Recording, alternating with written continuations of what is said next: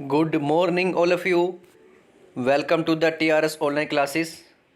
और आज हम SST का एक पार्ट इकोनॉमिक्स का chapter number 1 the story of village Palampur start करने जा रहे हैं।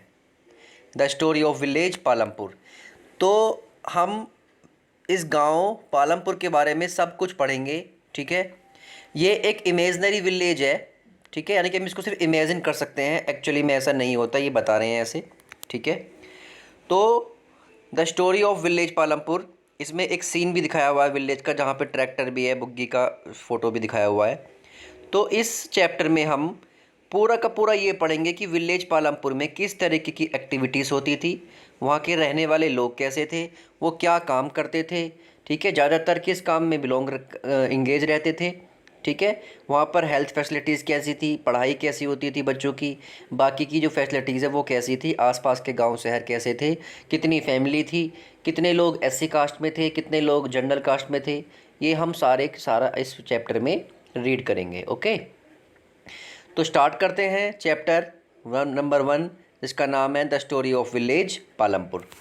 तो यहाँ पे ओवरव्यू दिया हुआ है। इसमें ओवरव्यू में लिखा हुआ है the purpose of the story is to introduce some basic concept relating to productions, and this we do through a story of a hypothetical village called Palampur. तो इंट्रोडक्शन चैप्टर का ये है कि पालमपुर के बारे में पढ़ेंगे हम पूरा। ठीक है, farming is the main activity in the Palampur, whereas several other activities such as small scale manufacturing, dairy, transport etcetera are carried out on a limited scale.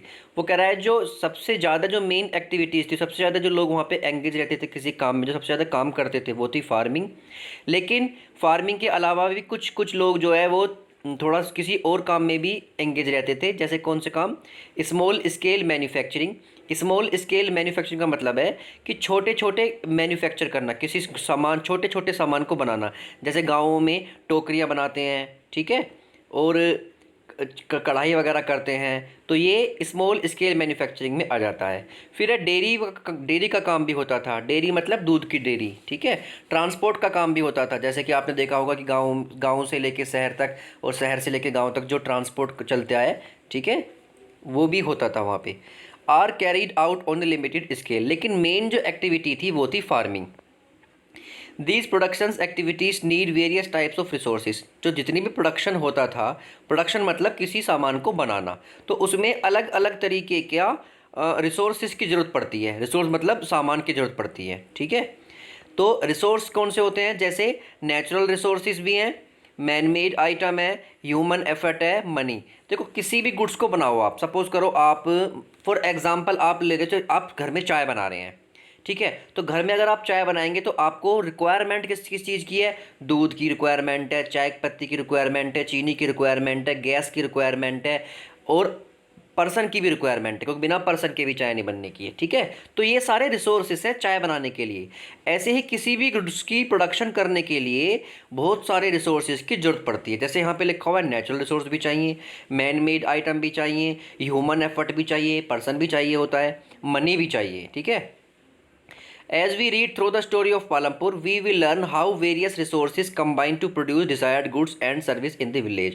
वो कह रहा है, तो इसमें पढ़ेंगे कि पालमपुर में किस तरीके से वो अलग अलग रिसोर्सेज को आपस में कंबाइंड कर कर कोई नया गुड्स वो बनाते थे, या फिर सर्विस इन द विलेज में वो प्रोड्यूस करते थे। ठीक है, तो इससे पहले हम गांव के बारे में पढ़ लेते हैं कि गांव किस टाइप का था। तो इंट्रोडक्शन पढ़ते हैं हम। इंट्रोडक्शन में है इसमें, Palampur is a well connected with the neighbouring village and town. Palampur एक वेल कनेक्टेड था, यानी कि उसके संबंध अच्छे थे, यानी कि उसमें रोड्स वगैरह अच्छी थी, आने जाने का साधन बहुत अच्छा था आसपास के गाँवों का और शहर का। उसमें उसके पास 3 किलोमीटर की, पालमपुर से 3 किलोमीटर की दूरी पर एक रायगंज का नाम का बड़ा गाँव था। ठीक है, 3 किलोमीटर दूरी पर। An all weather road connect the village to Raiganj and further on the nearest small town of the Shahpur. वो कह रहा है कि 3 किलोमीटर की दूरी पर जो उसका एक बड़ा गांव था जिसका नाम था रायगंज, उसकी जो रोड्स थी वो रोड बहुत अच्छी बनी हुई थी, प्लस वो उससे वेल कनेक्टेड था। मतलब जो भी सामान प्रोड्यूस होता था यहाँ पर, पालमपुर में, वो उस सामान को बड़े गांव में जाके बेच कर आ जाते थे। प्लस थोड़ा सा और दूर, यानी कि रायगंज से थोड़ा सा और आगे एक छोटा सा कस्बा भी था जिसका नाम था शाहपुर। ठीक है, तो शाहपुर में भी वो जाकर अपने जो सामान बनते थे उस सामान को वहाँ पर वो जाकर बेच कर आ जाते थे। Many kind of transports are visible on this roads, transports are visible on these roads starting from bullock carts, tongas, buggy loaded with the jaggery and other commodities to motor vehicles like motorcycle, jeep, tractors and truck। तो उनके पास बहुत सारे क्या थे, transport system भी था, वहाँ पे देखा जा सकता था कौन कौन से ट्रांसपोर्ट थे। बुल्लोक कार्ट्स, टोंगास, बुग्गी, जिसमें वो अपना जो सामान था उसमें रख कर वो बेच के आते थे। और सामान क्या था, गुड़, गुड़ जिसको हम जैगरी भी बोलते हैं, ठीक है, गुड़ एंड अदर कॉमोडिटी। और बाकी का सामान भी, वो मोटर व्हीकल्स भी थे वहाँ पे, मोटरसाइकिल, जीप, ट्रैक्टर, ट्रक में रख कर दूसरे शहर में या दूसरे गांव में, बड़े गांव में जाकर वो उनको बेच कर आ जाते थे।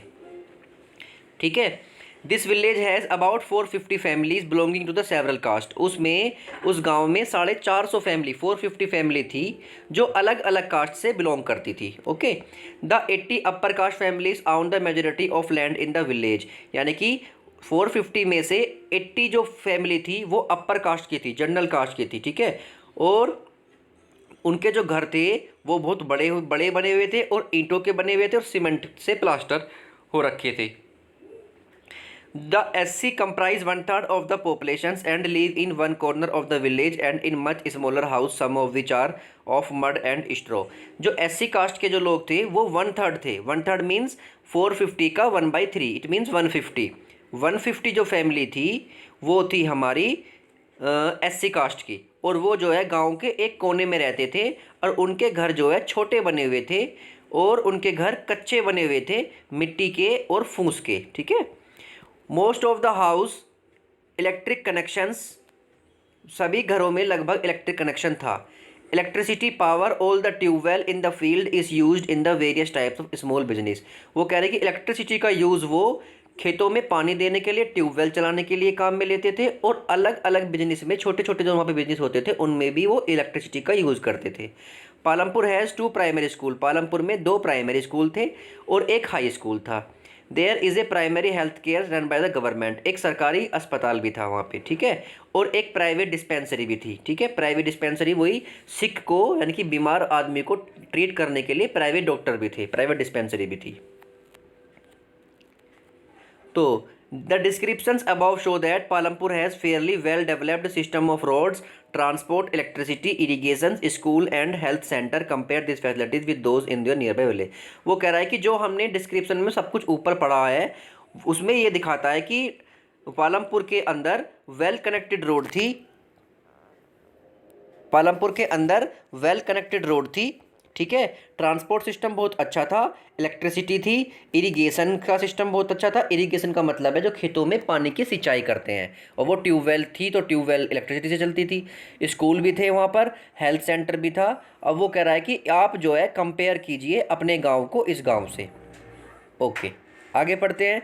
The story of Palampur and imaginary village. ये इमेजनरी विलेज है, ऐसा है नहीं, लेकिन सिर्फ ये इमेजनरी है, इमेजिन किया हुआ है कि कोई गाँव, कोई एक्चुअली में कोई गांव पालमपुर है नहीं, लेकिन पालमपुर को इमेजिन किया है। Will take us through the different types of productions activities in the village. जिस गांव, उसमें बहुत सारी प्रोडक्शंस एक्टिविटीज़ होती थी। In village across India farming is the main production activity, क्योंकि सभी इंडिया के सभी गांवों में फार्मिंग जो होती है वो मेन प्रोडक्शन एक्टिविटीज़ होती है, सबसे ज़्यादा काम में होता है फार्मिंग में। The other production activities refer to as non farm activities. जो फार्मिंग के अलावा जो काम होते हैं जैसे डेयरी, ट्रांसपोर्ट, शॉपकीपिंग, वो उनको हम बोलते हैं non farm activities. We shall take a look at both these types of activities after learning a few general thing about productions। इसके बारे में भी हम पढ़ेंगे, लेकिन प्रोडक्शंस को पढ़ने के बाद। तो ये हमारा फर्स्ट पे पूरा पेज है, ठीक है, जिसमें हमने पूरे गांव के बारे में पढ़ा है कि गांव में क्या क्या होता था, कौन से गांव इसके पास में था, कौन सा शहर इसके पास में था, कौन कौन से ट्रांसपोर्ट थे, कितनी फैमिली थी, कितनी फैमिली अपर कास्ट की थी, कितनी फैमिली SC कास्ट की थी, उनके घर कैसे बने हुए थे, कितने स्कूल थे, गवर्नमेंट हॉस्पिटल कैसा था, ट्यूबवेल कैसी थी, ये सब चीज़ें हमने इस गांव के बारे में पढ़ लिया। एक्चुअली में गांव है नहीं, ये सिर्फ और सिर्फ क्या हुआ है, ये सिर्फ और सिर्फ इमेजिन किया हुआ गांव है। ओके, तो ये पूरा पेज है, मैंने पढ़ाया है आपको, मैंने ये पूरा पेज पहले आपको यूट्यूब पे भी पढ़ा दिया है। बहुत सारे बच्चे यूट्यूब पे, सॉरी यूट्यूब पे बोल रहा हूँ, जूम पे भी पढ़ा दिया है। जूम क्लास पे आप बच्चे आते नहीं हैं, आप जूम क्लास पे आया करो, ठीक है। और अगर कोई भी इस पेज में कोई डाउट हो तो आप मेरे से पर्सनल नंबर पर भी शेयर कर सकते हैं अपने कोई भी डाउट। ओके।